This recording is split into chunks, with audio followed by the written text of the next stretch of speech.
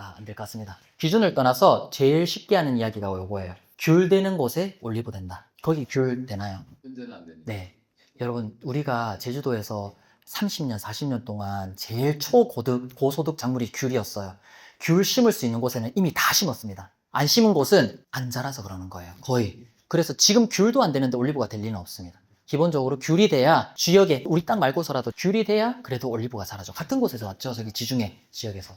저희 그래도 한계선으로 좀 그래도 하는 게 평화로 좀 생각해요. 평화로 위로는 아예 그냥 좀 내버려 두고 그래도 평화로 아래에서. 그 내한성이 영하 뭐 7도, 10도 이렇게 하거든요. 그렇게 하더라도 걔가 뭐 하루 이틀 계속 그렇게 하면 다 죽어나죠. 그 육지가 이제 그런 거니까. 제주도는 내려오더라도 금방 올라가서 버틸 수 있는 거죠. 그래서 3, 400은 아예 뭐 150, 200, 250 요 정도까지도 가는 것 같아요. 네. 두 가지로 나눠서 말씀드리고 싶은데 우선은 지금은 장단기적으로 좀 나눌 수 있는데 단기적으로 지금은 저희 전정을 엄청 해요. 귤보다 더 강하게 강전정합니다. 그래야 열매가 맺힙니다. 강전정을 하고 나면 개에서 잎을 단다요. 그래서 봄에 수확하는 거예요.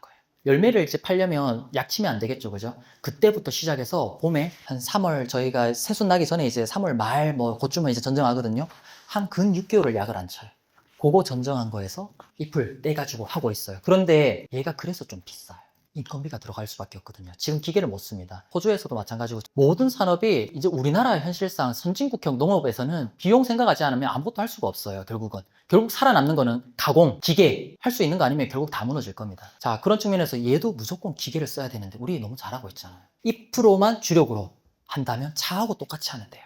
그러면 1년에 한 번이 아니라 3번, 4번 재배하실 수 있습니다. 실제로 올해도 나는 열매 됐고 2%만 집중할래. 차하고 똑같이 키울래. 차하고 똑같이 키우면 뭔지 아시죠? 이렇게 터널이라 그러나요?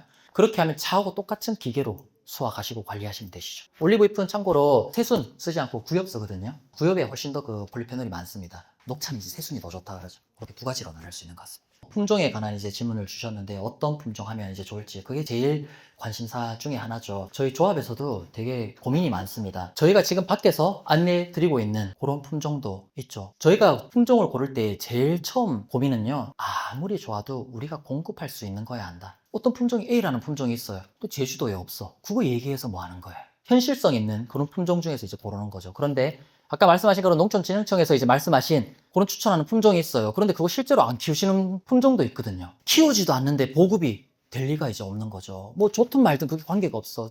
결과론적으로 또 그런 데는 또 이유가 있을 것이다.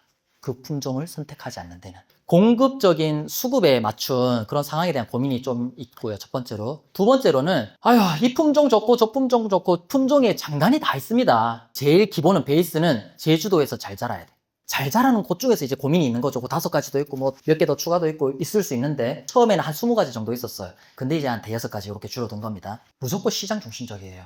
저희는 생과를 팔지 않습니다. 생과 조금 팔긴 해요. 누가 매실처럼 절이 많은 분이 있거든요. 그거 얼마 된다. 결국은 다 오일용으로 하시는 거예요. 올리브 하시는 분들은. 자, 그러면 오일 시장을 보셔야 되는 거죠. 오일 시장에서 못 키는 품종으로 가셔야 돼요. 여기서 나무가 아무리 잘 자라고 여기 20kg, 30kg가 열린다고 쳐요. 이 품종이. 소비자들은 그게 중요한 게 아니거든요. 세계적으로 이미 유명한 품종들이 다 있어요. 올리브 오일 시장에서. 그래서 제가 제일 처음에 올리브 오일 시장을 먼저 보려고 했죠. 저는 뭐 양을 먼저 봤었지만 시장이 제일 중요합니다. 우리가 아무리 거기서 외쳐봐야 그게 맞지 않다면 소용이 없어요. 세계적으로 근데 유명한 게 우리나라에서도 제주도에서 잘 자라요. 다행히. 스페인에서 1등하는 아르베키나, 피쿠알, 올리브오일 하시는 분들 다 알아요. 그 다음에 이태리의 프란토에오, 레치노 이미 짠 것들, 이미 시장에 나와 있는 것들. 제주도에서 올리브를 재배한다. 얼마나 희소한 선택을 한 거예요. 전 세계 올리브 시장에 생각하면 이미 한 번 올리브라는 희소한 선택을 했는데 두 번째로 제주도에서 이 작은 땅에서 희소한 선택 2가지를 하는 거예요. 그런데 거기에다가 품종까지 희소한 거 한다? 전 세계적으로 유통도 잘 안 되는 그런 희소한 품종? 물론 이제 하는 논리는 이거예요. 잘 되고 우리만의 스토리를 만들면 되지 않냐. 개인적으로 하실 수는 있는데 와, 전체가 다 그런 도전, 트리플 도전하는 거는 정말 현실성이 점점 떨어지는 일이고 적어도 시장에서 잘 아는 누가 이야기해도 품종 가지고 얘기할 수는 없는 그런데 제주만의 스토리는 제주만의 품종이 아니라 그게 나중에 20, 30년 가서 이게 정말로 안정됐을 때는 우리 귤 우리 거를 만들잖아요. 딸기도 우리 거를 만들잖아요. 그 시기가 오겠죠. 그런데 지금은 제주 올리브, 한국 올리브가 있는지도 모르면 그 상황에서는 유명한 품종에다가 제주 화산섬의 그런 스토리, 제주만의 그런 스토리로 브랜딩해서 가도 충분히 없어서 못 팔아요. 그다음 두 번째로 어려운 점은 저는 재배 쪽에서는 사실 뭐 제가 친환경 유일하게 하고 있다 보니까 아우 그 일락한울소 때문에 진짜 미치겠어. 저 말고 다른 관행적으로 하시는 분들은 아무 문제가 없어요. 어떻게 할지 고민이 되게 많습니다. 블루베리, 무화과 이런 곳에서 이제 하늘소 피해를 많이 입죠. 그리고 특히 친환경 하시는 분들 없습니다. 약 치면 문제 없어요. 아까 말씀드렸다시피 저의 역할, 그럼에도 불구하고 내가 같이 공존할 수 있는 방법으로 한번 하는 데까지는 해보고 하려고 버티고 있습니다. 그 다음에 제일 문제는 재배적인 측면은 별로 없고요. 가공입니다, 가공. 올리브 오일을 착용해야 됩니다. 착용해야 파는 거죠. 근데 그게 이제 투자가 필요한 일이죠. 그래서 또 조합이 있는 거기도 하고요. 가공소, 장소, 가공 시설, 가공 인력 이런 것들이 사실 다 필요하죠. 그런 것들이 개인적으로 하기는 어려워서 지금까지 사실 그런 점프를 못하고 있었었는데 다행히 올해 저희 조합의 목표가 법적으로 허가된 제조소를 이제 만드는 거예요. 이번 달에 이제 끝날 것 같아요. 그러면 판매할 수 있는 올리브 오일이 이제 나오게 될 것 같습니다. 지금까지 아름아름 이렇게 줬었어요. 가공의 벽을 넘는 게 지금까지 어려웠던 일이고 진척해 나가고 있어서 지금 이런 결과들이 있는 것 같습니다. 퀄리티에 대한 질문인데 사실 저것과 완전히 반대로 제일 좋은 오일은요. 자연사 이치가 정말 똑같은 것 같습니다. 사람이 제일 건강한 아이를 낳으려면 임신 적정, 가임 적정기가 있죠. 다 뭐 20대, 30대 낳을 때 제일 건강한 아이를 낳습니다. 식물도 마찬가지죠. 그래서 그때가 최대 수확기죠. 10년부터 30년까지. 그때가 양도 제일 많지만 나무로 보면 그때가 청년기예요. 그래서 제일 좋은 열매를 맺는 거죠. 홍보를 하죠. 특히 올리브 오일, 와인도 그렇게 안 해. 근데 올리브 오일에서 5,000년 된 나무, 1,000년 된 나무에서 이게 나왔다. 이러면서 막 홍보를 합니다. 퀄리티만 보면 아까 제가 기본적으로 설명드린 것처럼 걔가 더 좋을 수는 없어요. 스토리 기반의 그런 이제 셀링 포인트 소구점이 제일 강합니다. 이제 올리브 시장을 또 한번 또 보면 어떤 나라에서 그렇게 하고 있냐. 자, 제일 강국, 스페인, 그 다음에 그리스, 이태리, 이 정도 이제 알고 계시죠? 여기 이제 한번 예를 들어 볼게요. 자, 스페인 가면요, 뭐 모두 다 그런 건 아니에요. 다 일반적으로. 스페인 가면요, 땅이 엄청 넓습니다. 지금 있던 것보다 제일 넓죠. 신대륙 이런 데 빼고, 세 개 중에서 이야기해 볼게요. 넓다 보니까 기계화, 대기업화입니다. 얘는 무조건 수익, 효율 중심으로 이제 움직입니다. 그러다 보니까 어떻게 하죠? 자, 뭐 땅이 넓으니까 뭐 이제 로테이션 이제 하는 거죠. 나무를 키워요. 어린 나무부터 시작을 하죠. 그리고 30년이 됩니다. 뭐 정확히 30년이 아닐지라도 30년이 돼요. 배내고 새나무로 시작합니다. 그게 최대 수확량을 유지하는 거니까. 우리 땅 너무 많으니까 배고 새로 배고 새로 계속 이렇게 돌립니다. 대기업화니까 가능할 수 있죠. 자, 그런데 예를 들어 이태리, 특히 그리스만 가더라도 이제 경쟁을 해야 되잖아요. 세계에서 올리브 오일, 야 우리끼리 낫다고 이렇게 이야기를 했는데 우리도 셀링 포인트가 있어야 될 거 아니에요. 스페인은 일단 퀄리티도 퀄리티인데 양으로 밀어붙입니다. 양을 못 당합니다. 박리담에 이길 수가 없어요. 그러니까 기업화, 싼 게 나올 수밖에 없는 거죠. 개에 대해서, 양에 대해서, 가격에서 이길 수 있는 방법은 유일하죠. 가치로밖에 못 이깁니다. 그러니까 특히 그리스로 가면 그리스는 뭐 일단 평지도 훨씬 좁죠. 땅도 적고 다 구릉이고 여기에서 기계를 쓸래야 쓸 수가 없습니다. 그리고 작다 보니까 다 뭐 가정농이라 그래야 돼요. 가정농, 소규모화가 되게 많아요. 발전이 잘 안 되는 거죠. 거기에서 나무를 얘를 뽑았다가는 10년 뒤에나 할 수 있는데 그런 선택을 할 수 있겠어요? 근데 다른 과수 같으면 그렇게 할 수밖에 없겠죠. 우리도 귤처럼 귤 키우고 있으면 옆에 어린 나무 심고 있잖아요. 준비를 해야 되니까. 그런데 올리브는 어쨌든 500년 되든 1000년 되든 어느 양이 좀 나오거든요. 아, 이게 양이 좀 줄어들더라도 우리는 스토리로 와, 지금 방금 여쭤보시는 것처럼 이 전 세계적으로 많이 알고 있는 루머예요. 오래되면 되게 뭔가 더 희소해 보이고 1000년 된 올리브에서 나온 우리 막 인삼처럼 뭐 더 좋아 보이고 이런 스토리텔링 포인트가 있기 때문에 계속해서 유지해서 차라리 이거 배내고 10년생 키워가지고 내가 하느니 1000년짜리 내가 해서 요거 한정판 1000병만 내가 판다. 요렇게 해서 비싸게 팔고 그냥 마는 거예요. 그런 한계가 있습니다. 자, 근데 그럼 제주도는 어떻게 할 것이냐? 사실 제주도도 그리스, 이태리하고 비슷합니다. 우리는 저기 호남 평야가 아니잖아요. 땅이 없어요. 그러다 보니까 저희도 스토리 기반이에요. 그래서 결국은 지금 뭐 30년, 40년 뭐 요 얘기밖에 할 수밖에 없지만 우리 이제 다음 세대를 넘어가야 되겠죠. 50년, 100년 우리도 똑같이 스토리, 가치 기반적으로 진짜 좋은 거, 프리미엄이다. 그렇게 접근해서 가는 수밖에 없습니다. 제주가 올리브 오일을 짰을 때, 그리고 올리브 잎을 생산할 때 이제 가질 수 있는 경쟁력을 뭐냐, 그리고 그걸 지킬 수 있냐 이런 거에 대한 이제 질문인 것 같아요. 제가 그 4년 전이었다 그러면 그냥 좋은데요? 이렇게까지 밖에 얘기 못하고 우리 거 좋아요. 밖에 얘기 못할 것 같습니다. 그런데 아까 초입에서 이제 설명드렸다시피 저는 그리스, 스페인 올리브 오일 소믈리에 코스를 거치고 그런 올리브 관련 기관들 외국 해외의 올리브 관련 이제 그런 모임에서 네트워킹들 해가면서 올리브의 퀄리티에 대해서 이야기할 수 있는 자격이라 그러나요? 아니면 수준이라 그러나요? 그런 이제 활동을 해나가고 있습니다. 그래서 우리나라에서도 국내 최초로 한국 올리브 오일 경연대회 또 운영을 하고 있죠. 아까 희소성 플러스 퀄리티적인 부분에서도 한국 올리브 오일이 세계 올리브 오일하고 이야기했을 때도 퀄리티 괜찮다 이야기할 수 있는 거고, 여기 조금만 더 붙이면 세계에 올리브 오일 경연대회가 되게 많습니다. 쉽게 뭐 금상, 은상, 동상 이렇게 있거든요. 상은 받으니까 전문가들한테 인정받은 되게 풍미도 좋고 고급스러운 그런 올리브 오일로 인정받을 수 있습니다. 근데 판매도 잘 될까요? 그건 또 다른 얘기입니다. 전 세계 말고 이런 신세계 시장, 아시아, 미주, 올리브 오일을 이제야 소비하기 시작하는 시장에서는 동상 애들이 낮은 등급이 훨씬 더 인기가 많고 잘 팔려요. 등급이 높아지면 높아질수록 얘가 더 강합니다. 그러다 보니까 좋은 건 알겠는데 내가 받아들이기 조금 힘들어요. 누가 받아들이냐? 스페인 지중해 있는 몇십 년간 올리브를 먹어본 사람들, 그 사람들은 뭐 일반인들도 이미 전문가죠. 그 사람들한테는 그게 진짜 좋은 거예요. 근데 우리나라 시장에서는, 미주 시장에서는 아직도 그 수준이 되려면 몇십 년 더 먹어야 돼요. 지금은 어떤 거 좋아하냐? 부드러운 거 좋아합니다. 자, 어떤 시장 생각하시면 되냐면, 여러분 그 커피 시장 아시죠? 커피하고 똑같아요. 재료의 문화가 어떻게 발전해 나가나가 다 비슷합니다. 커피 우리 어땠냐면요, 옛날에 믹스 먹었어요. 그죠? 믹스 한창 먹다가 그 다음에 뭐 유행한지 아세요? 헤이즐넛, 가향 커피입니다. 사실 걔는 아무 맛이 없어요. 그냥 구수하고 향을 넣은 거예요. 사람 코는 좋은 걸 좋아하니까. 근데 막 이런 맛에는 구수한 게 좋은 거죠. 그런데 지금 어때요? 지금 우리나라 커피 시장이 거의 전 세계 탑급이에요. 카페가 너무 많아져서. 어떤 커피가 좋다 그러죠? 산미있고 시큼하고. 옛날에 그런 거 주면 뭐라 그랬을까요? 아무도 안 먹지 않았어요. 시장이 발전하는 그런 단계가 있는 거죠. 사람들은 향은 되게 좋아해요.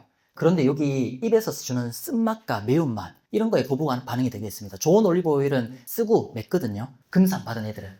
그런 걸 받아들이기가 힘든 거예요. 그런데 동상받은 좀 낮은 등급의 이런 아이들은 뭐 다 똑같진 않지만 일반적으로 향은 되게 좋아요. 풀향이 막 납니다. 그런데 먹기 부드러워요. 그 제주 올리브도 사실 그런 수준으로 가는 건데, 근데 가공 방법으로 다 컨트롤하는 거예요. 그래서 우리가 초점을 맞춰야 될 시장이 뭐냐에 따라서 조정하면 돼요. 수확을 빨리 하거나 가공을 빨리 하면 뭐 가공에서 결정되는 겁니다. 가공하는 그런 타이밍과 방법에서 조정하는 거라서, 자, 우리 시장이 한국에서 지금 팔려면 향은 좋은데 좀 부드럽게 가야 돼. 상도 받는 것도 중요한데, 그래서 그런 거 만드는 거 이제 중심으로 가는 게 중요할 것 같습니다. 자, 잎에 대해서 또 여쭤보셨는데, 잎은 유럽에서 팔긴 팔아요. 근데 거의 안 팔아요. 그나마 나오는 게 독일에서 조금 이제 파는데, 여러분들이 집에 가서 올리브를 정말 작두로 잘라가지고, 아니면 건조해서 작두로 자른 그 정도 수준으로 정확하게, 정말 그 건조물, 차가 아니라 건조물 정도로 이제 팔고 있습니다. 다 중요한 게 잎은 똑같은 잎이에요. 뭐 조금 다르겠죠. 가공 기술입니다. 차 가공 기술이. 저희도 이런 잎차 종류들, 티백 같은 거 만들면요, 저희 올리브 잎차에서 향기로움이, 과일향이 막 나요.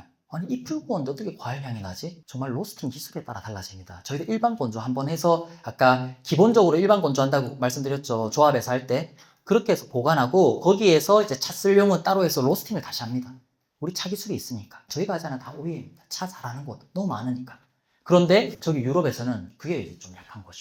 거기에서도 뭐 어느 날 할지 모르겠어요. 유럽에 유명한 차 회사들이 또 있으니까 홍차 회사 뭐 이런 블렌딩해서 할 수 있을지 모르겠는데, 이제 제일 인기 많은 지금 이제 수출 시장은 그냥 갑자기 이제 올리브 차 사고 싶다 이런 게 아니라 올리브 오일 회사에서 제일 관심이 많아요. 자기들이 올리브 오일 지금까지 팔고 있었잖아요. 이 고객이 세트로 구성할 때 올리브 잎차 너무 하고 싶은 거예요. 그래서 지금 문의가 엄청 많아요. 그래서 저희도 지금 수출을 안 해봐서 어떻게 하면 이게 벌크로 좀 싸게 아니면 합리적으로 좀 나갈 수 있을까, 이런 이제 고민을 하고 있을 정도로, 나중에 그쪽에서 이 차 가공 기술이 되면 모르겠는데 사실 그런 얘기들까지도 좀 하고 왔어요. 그런데 저희도 가공에 어려움을 겪고 있지만, 이거 뭐라고, 자기들 입장에서는 오일이 너무 큰 돈인데 또다시 차를 하겠다고 차 기계 사고 차 또 배우고 이렇게 하느니 당장은 수입해서 하는 게 이제 훨씬 더 이제 싸게 한동안은 못 끼겠죠. 정말 큰 양이 되지 않은 한은. 그런데 올리브 잎차가 결국은 대용차입니다. 무슨 녹차처럼 될 리가 없어요. 대용차 시장이 한정적인데 거기에서 그런 투자까지 하면서까지 쉽지 않을 것 같습니다. 올리브 나무를 언제 정식하면 되는지랑, 그 다음에 방제 관련해서 이제 질문을 주셨어요. 내일 심는 농가도 있네요. 그 지역에마다 좀 다르긴 하겠지만 봄, 가을로 이제 심습니다. 이제 선택에 따라 다른 것 같고, 올리브만 그런 건 아닌 것 같아요. 봄에 심으면 뭐 그냥 얘기할 건 없는 것 같고요. 가을에 심으시는 분들은, 제주도 가을, 겨울이 뭐 따뜻하니까 얘는 죽지는 않을 거고, 지금도 저희 새순 나거든요. 올리브가 1년에 4번 뭐 정도 새순 납니다. 지금 저희 농장에도 새순이 막 나요. 지금 이제 심어 놓으면, 11월 달이라 하더라도 심어 놓으면 조금 이제 살 붙어 있을 거다. 그래서 겨울을 보내고 나면 봄에 슈팅하고 완전 달라지니까 그런 거 기대하시는 분들 또 심으시는 분들 있고 또 나무 크기에 따라서 나는 2년생 작은 거 심어 걔는 뭐 어림도 없으니까 온실에서 내가 놔뒀다가 봄에 안전하게 심건가 리스크 관리적인 측면이 좀 있을 것 같고요. 방제는 농식품 이제 판매하려면 등록 약제를 써야 되잖아요, 그죠? 올리브는 그게 아직 없습니다. 등록 중이에요.